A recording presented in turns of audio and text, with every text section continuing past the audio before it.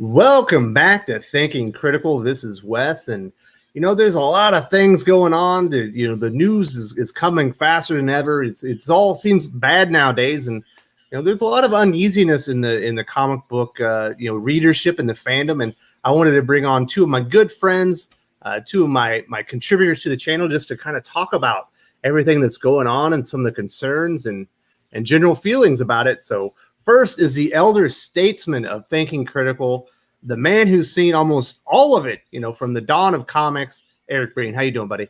How's it going, Wes? I'm doing great. And the one of the younger members of the team, been reading comics, for about a decade now, I believe. How you doing, Josh? I'm holding up, doing pretty good. So everybody, right now it feels like everyone's quarantined. We're all kind of being told to shut in.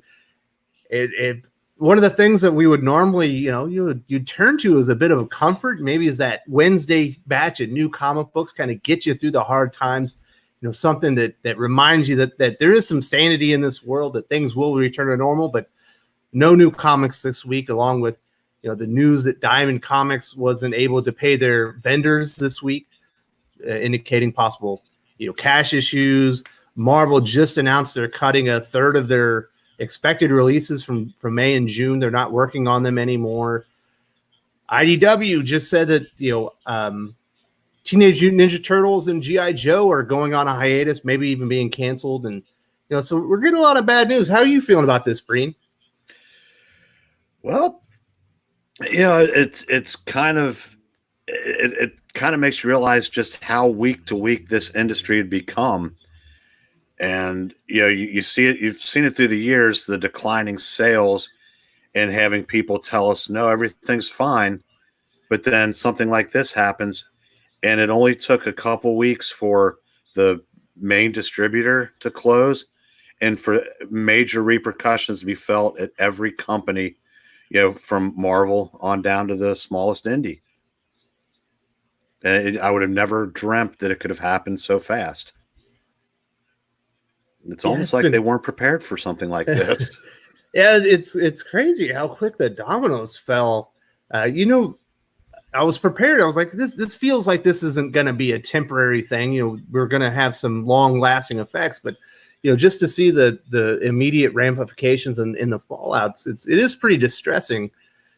But I do think in the end things will work out. But right now it just looks awful. How you're much more of a DC reader. How you feel about how they're handling things, Josh? I think they're handling things a little better than Marvel has been. I think they're more concerned about this than Marvel is. I find it weird that like during this time we're kind of like considering the role of the parent companies. Disney is struggling a lot right now to stay afloat, but AT&T and Time Warner are kind of raking it in because they're a telecommunications company, the whole DC and Marvel brand. But I going back to what you said about Marvel, cutting like a third of their line. I honestly think that's sort of a good thing for the industry right now for both DC and Marvel. Both of them can afford to trim their lines down by probably about maybe a little more than a third, actually cut their lines quite a bit. I think right now, honestly, the goal of the company should kind of be hunker down. You want to try to keep your main talent intact. So DC wants to keep people like Scott Snyder. I hate their big name talent, whether they're big name hacks or not. You want to kind of keep them hunkered down. You want to make sure that they're working on their stories. You want to keep things kind of going so that when things go back to normal, you can kind of come back and kind of come back with a bigger structure, a more structured line instead of having all these books all over the plans and different. I think both companies need to kind of use this as an opportunity to try to pull the best things they can from it, and I think they could definitely use a little bit of restructuring, and this will give them a chance to do that. It is scary though, that you hear comics in May and June being canceled, and you know, Disney struggling the way they are. It's a little scary, but the comics survived the crash of the '90s, which Breen probably knows all about. So I think we're going to make it out of this, but I think things are going to look different on the other side. Yeah, so Eric, you were there for the boom and crash during the '90s, where basically comics kind of exploded in popularity and then all of a sudden just imploded, you know, due to short-sightedness and poor planning. Does this feel like that, or does this feel worse? No, this feels worse. In the '90s, what had happened was between the speculators, you know, buying up, you know, millions of copies of a lot of different, you know, titles. You also had a surge of indie producers, and you had I mean, there were so many. Remember the Bad Girl comics of the '90s? I mean, the shelves were flooded with all kinds of, you know, comics. And when the industry crashed, those all went away, but it felt more like a fad that had passed because your Marvels, your DCs, your Images, you know, the main companies that you'd gotten used to, they were still on the shelves, and you know, and unless you were really going inside the numbers, fans didn't miss a beat. This is a total stoppage. Mm-hmm. So yeah, this is definitely. I mean, because there were no new comic book days missed because of the crash. Yeah, that's the eeriest thing. Like I was talking with Doc, you know, on No Comic Book Day. You know, we did that video. It was like it's like walking out and 28 days later and there's nothing there. Like, you know, Yeah. something is wrong. Everything feels off. But you know, you made some good points. The industry needed some change, and they needed a reason to change. And I do think this is going to be a catalyst.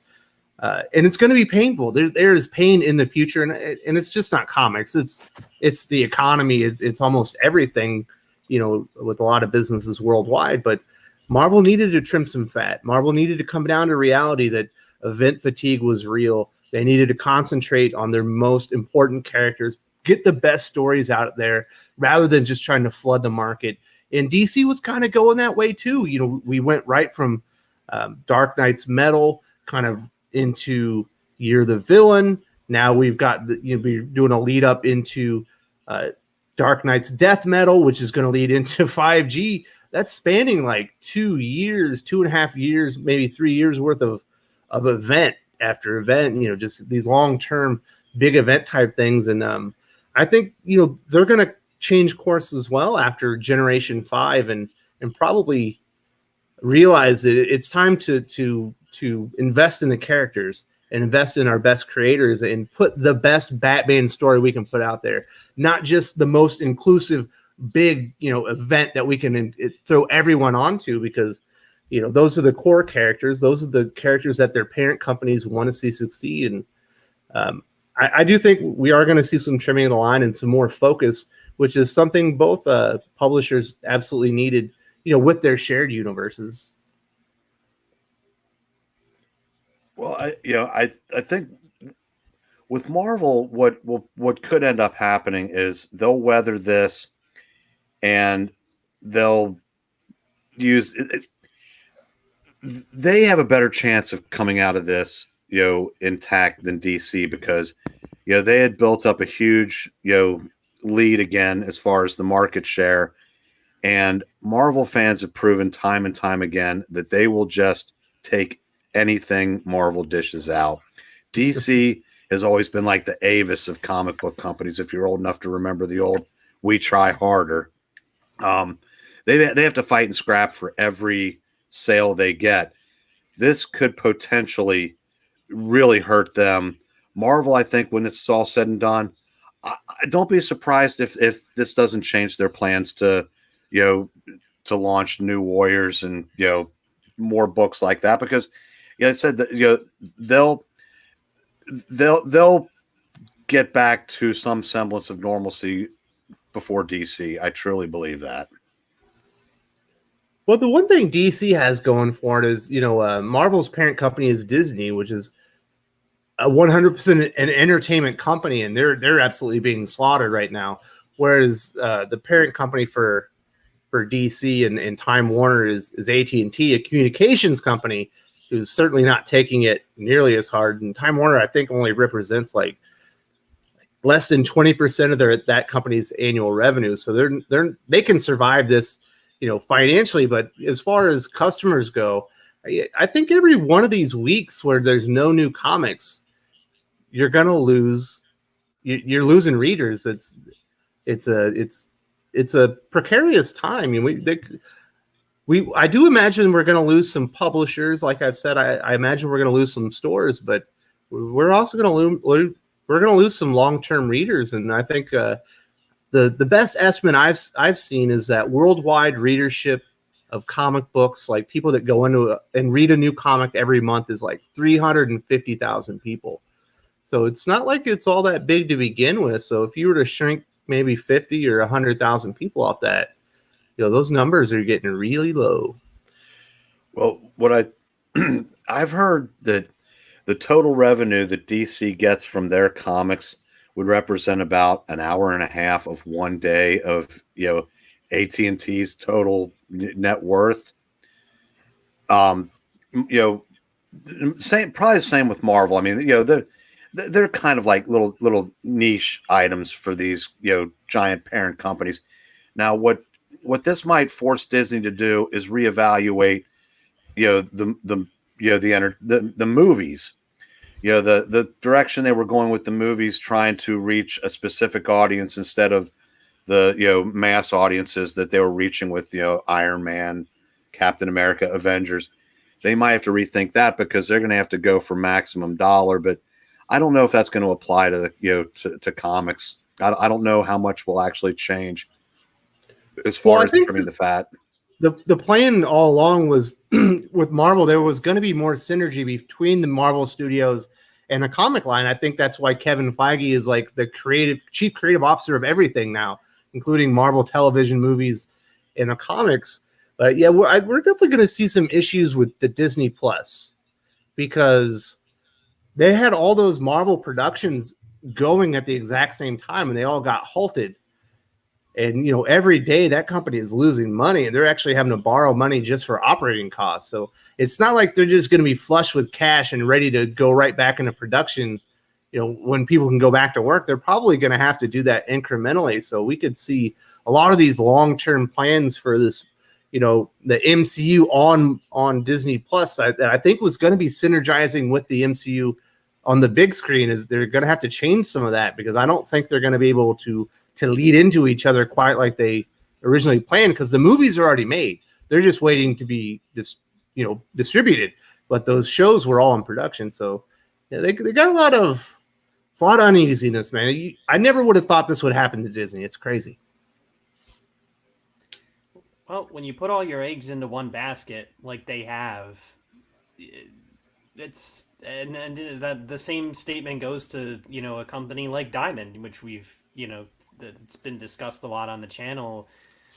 When you kind of put all your eggs into that one basket, into that one medium, or with Marvel and Disney, it's the MCU, and the way they have to produce things with that, and with comics, it's Diamond. Like when you put all your stuff all your eggs into one basket, if something happens to that basket, you're screwed. And right now, that basket got thrown across the planet. It's not good. Yeah, that's one of the crazy things in the military. You always test things, and one of the tests we would have done was be like, what happens if Diamond goes out of business? What's our contingency plan? What's the backups? And then obviously, if the contingency plan or backups were maybe like digital or whatever, they certainly weren't ready for that. They had some ideas that fell through almost immediately. So I do think one of the things that we're going to see that's good out of this, even if Diamond comes back and they're the worldwide distributor for comics, they're not going to be the only worldwide distributor. I think there's going to be alternatives. It sounds like DC is working on that. Marvel has said that they're working on things behind the scene as well. And I've actually, I'm been told that we should be hearing something on Monday, but I'm not sure exactly what it is. So I wonder if maybe we'll hear about that. But Breen, Diamond's always been that the elephant in the room for the entire comic industry for years now. Where it's like, what happens if that goes away? And it turned out that it was worse than we imagined. Yeah. So the one thing I will say about Diamond is, at least while they were the monopoly, you know, you could pretty much guarantee you go into stores on New Comic Book Day and they're there. If they weren't, it was probably something that happened, on a delivery end, not on their end. So they were at least, dependable for that. But again, when you have one option, if something happened, like I said, what if there'd ever been a fire or something like that, before something like Lost this, warehouses. yeah. Yeah. So, like, just how are you guys feeling? How are you feeling, Josh? Does this have you bummed about the industry? Or are you feeling optimistic about the future? Or are you thinking about maybe walking away and finding a new hobby? Or are you sticking around? At this point, I'll never walk away. They'll have to drag me away kicking and screaming. Specifically for DC, but I really don't know what to think of it. I have a feeling that we are going to survive. I think we're going to see a couple of smaller companies either die off or consolidate. Not sure about the consolidation, but I think Marvel and DC are going to come out of this alive. They might be bleeding and wounded, but they're going to be alive.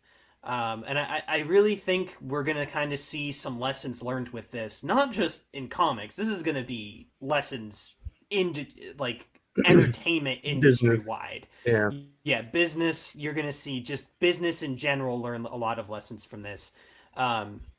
But I think you're going to see the comic book companies, DC and Marvel. I think you're going to see them restructure. I think they're going to change the way they do things quite a bit. I think they're going to realize, okay, event fatigue was bad. Marvel is definitely going to realize that they can't flood the shelves anymore. Or at least it's going to put a break on a lot of those things. It's going to break a lot, put the halt on a lot of things that a lot of comic book readers and comic book shops have a problem with right now. I'm optimistic because I have to be. I just kind of have to tell me, everything's going to be okay. And the bottom line is, even if Marvel and something happens to Marvel and DC, these characters and these IPs they're cultural touchstones, which I say all the time. So there's going to be some solution to getting these characters out into publication. So I think worst case scenario, you're just going to see someone else come in and take things over. But I mean, right now, I'm happy because I'm reading a lot of back issues that I just didn't have time to read, while school. So I'm enjoying a lot of 90s DC right now. So I guess I'm optimistic. I have a feeling we're going to see some creators lose their projects, which is unfortunate no matter how bad the projects could have been. I don't like to see just work stripped from anybody and people had stories to tell. I think that kind of sucks, but I think you're going to see some fat trimmed for sure. You're going to see some creators go. You're going to see stories that aren't necessarily top priorities cut. I think you're going to see a focus back on individual stories and individual titles instead of shooting for these giant interconnected event books and like things like Joker War, which is going to connect like 4 or 5 Bat Family titles. I think you're going to kind of see these titles go back to just, being focused on Batman or Superman or Nightwing instead of having everybody all meshed together at the same time. So I'm optimistic, but I'm not naive enough to admit that this is going to look completely different when we come out on the other end of the tunnel. So, Eric, one of the worst thing that I've seen about this is kind of the glee that supposed comic book fans are taking in people losing their jobs, or the industry being in trouble. Say, let it burn, or antagonizing creators. But also on the other side, we're seeing just some terrible behavior from creators lashing out at fans. Yes, they are being provoked, but you need to handle yourself professionally. And I remember back in the day, I've seen a lot of tragedies. I'm not, I'm in my 40s. I've seen some tragedies, and normally they would galvanize the country and people would come together for a short period of time, and sometimes longer. But this doesn't feel like it's happening. It feels like it's actually driving people further apart, and they're taking, glee in the misfortune of others, and it's absolutely the worst thing about all this, and it makes me sick to my stomach. Well, two reasons why. One is the reason why we're able to do what we're doing today is the advancements in social media technology, our smartphones, our internet, Twitter, et cetera, et cetera. Everybody has a voice, and whereas everybody used to have a voice, now it's instantly accessible, and it's like I said, it brings out the best in people, but it also brings out the worst in people, and that's really the behavior between the pros and the fans. It's almost like nothing has changed. It's it's everything's changed, but nothing's changed. And I don't know if it's people just aren't believing what is happening, but yeah, you'd think that we would all come together at a time like this. But I'm trying to think now. There's nothing that could bring everybody together, in 2020. Yeah, I think it might be a sad reality of just the way the world is, the way that it's all interconnected. And in times of tragedy, you used to connect with your community. And when I mean community, I'm talking about your neighbors. You would all go out there and you would support each other through these hard times. But now that we're all connected, I think people have just lost civility. And that's the worst part of all this. I don't like the uncertainty. I don't like people losing their jobs, but I absolutely hate the bickering, the mean-spiritedness of a lot of this, and taking joy in the misfortune of others is just terrible, especially in a time like this when so many people. I guarantee you, everybody that are saying these things to other people that are mean-spirited, somebody that they know or a family member of theirs is being negatively impacted like this, and they would be sick to their stomach if they saw somebody else do it to their family member. And hopefully, one day the golden rule will come back in vogue, and we'll start doing unto others as others do unto you, or as you want people to do unto you. But it's not happening right now, and I really dislike it. But we do what we can here on the channel. I think you are still seeing that out there in the real world. Mm-hmm. If we reserve our pettiness for online squabbling, people that are going back and forth online, if they were face to face and one needed help, I got to believe that the other person would help them, because at our core, that we are still kind of geared to help each other, because like I said, that's real out there. And sometimes people forget that what we talk about online does have an effect in the real world. But I do think that what people say on Twitter and how they would act in real life are generally two different things. Well, I appreciate the optimism in the last message of hope. I think we're going to end the video, the conversation on that note, because I like the cut of your jib. I like where you were coming from there, and that's how I want the viewers to remember this is a message of hope and optimism. Josh, Eric, thank you so much for joining me today. Just give me your general thoughts and kind of the temperature of the room among the fandom and everything that's going on. And we'll definitely be having you guys on the channel again, and hopefully happier times and better discussions next time. Thanks for having me. Yeah, no problem. Thanks for having me. Salamat.